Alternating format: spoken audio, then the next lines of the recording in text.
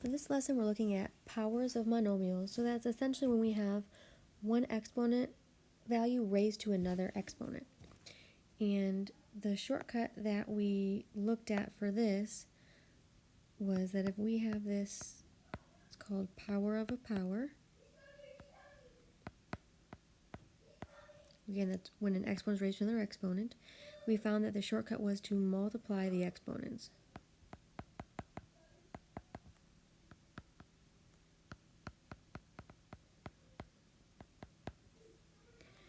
So on number 1, we're going to take the outside exponent, which is a 2, and it gets multiplied by the inside exponent. So 2 times 4 is 8, so we get x to the 8th.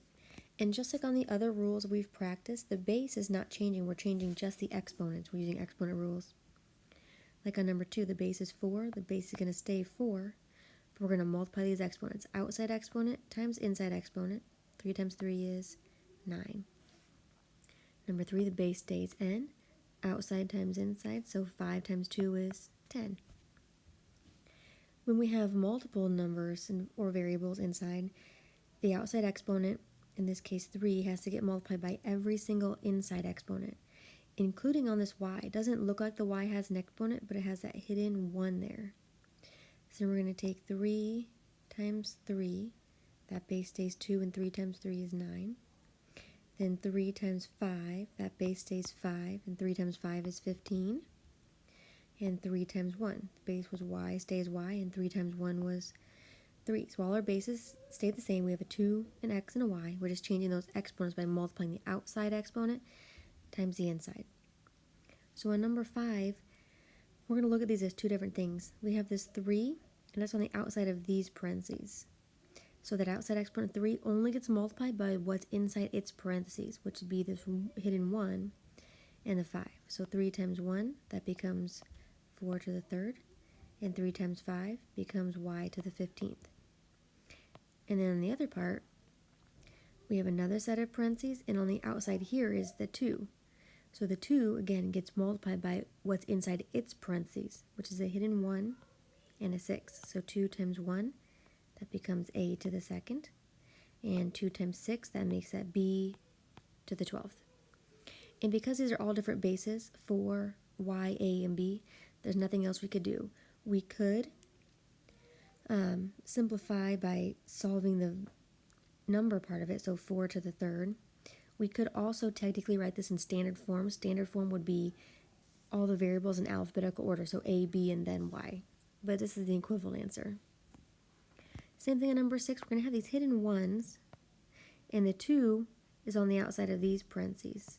So we only multiply what's inside its own parentheses, so 2 times 1 and 2 times 1. So that becomes a to the 2nd and b to the 2nd.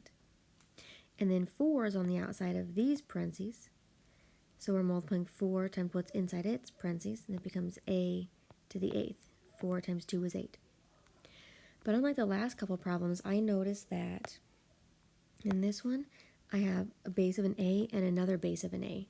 So we got to think back to multiplying monomials. We essentially have a to the 2nd times a to the 8th, because that's what these are doing, we're multiplying.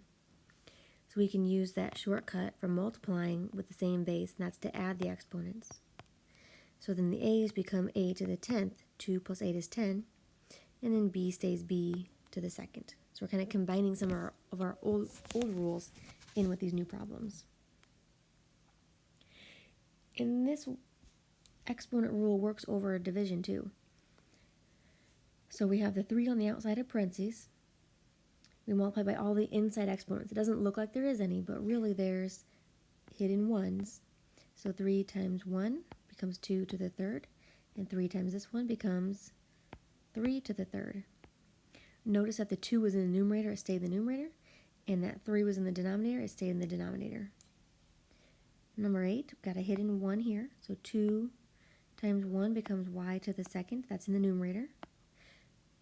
The 2's in the denominator, so it's going to stay in the denominator, and 2 times that 4 makes 2 to the 8th.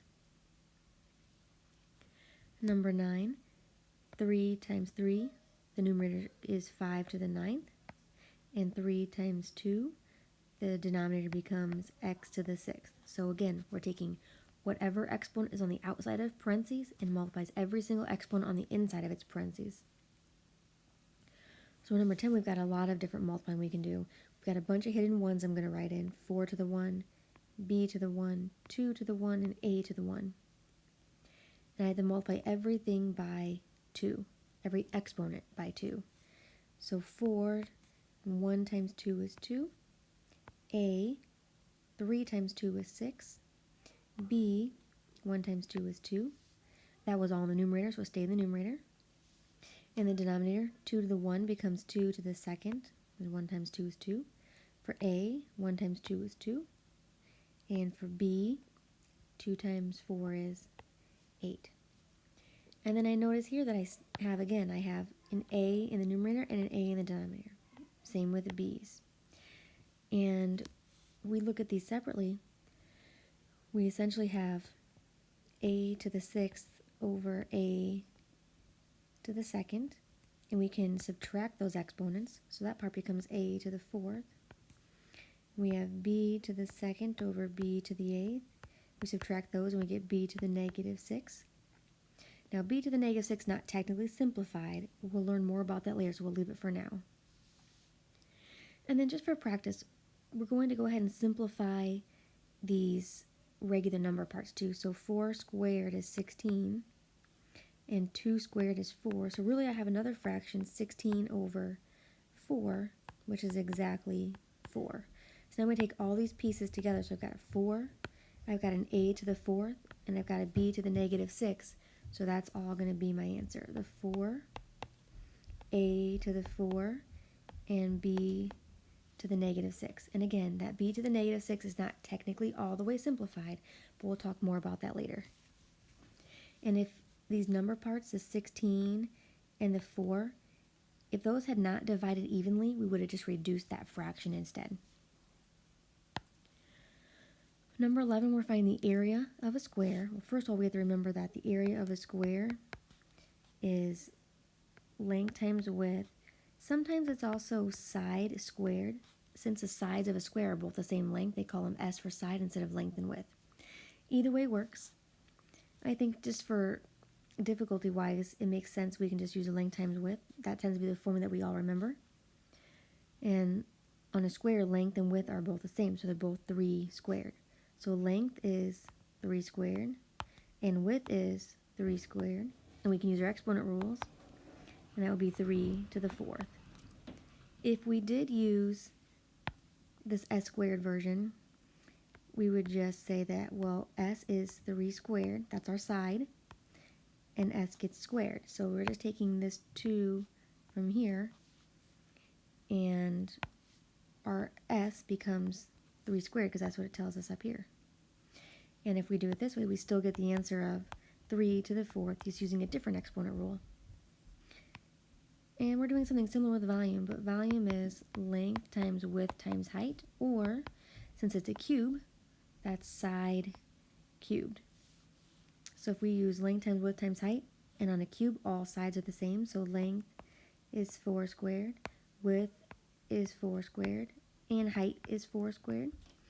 And we use our exponent rules to add those exponents. We get 4 to the 6th. Or if we use this formula, we're going to replace the S with our side length, which is 4 squared. So the S becomes 4 squared, and that's to the 3rd power.